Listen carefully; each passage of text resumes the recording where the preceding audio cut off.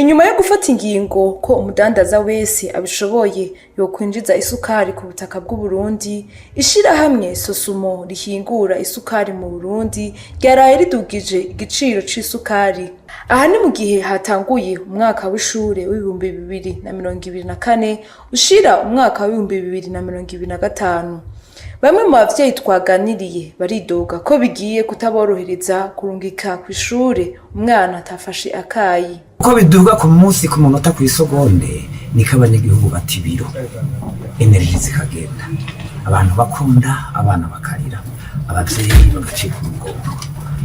Iki kuduza isukari sinzi neza ico bisunze. Ego si bose bahora baguza isukari, ariko n'abahora bayironka bagiye kuyibura. Abana bagiye ku mashuri, umwana azoja kwiga atanyoye icayi, atafunguye, wumva uzomwigisha nawe nyene atafunguye atanyoye icayi, wumva ico cigwa umuntu azocigisha gute, uzobareka aracigishwa azopfumva gute?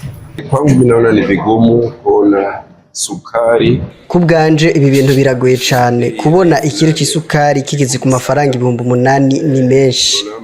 Murabona ubuzima buragoye, uretse ibindi vyari biduhanze, ubu tugiye guhangwa n'ibibazo vy'isukari tuzoha abana bacu. Chai nako tena ni vigumu. Abavyeyi bagasaba leta ko yogira ico ikoze kuko isukari ari nkenerwa ku magara y'umuntu.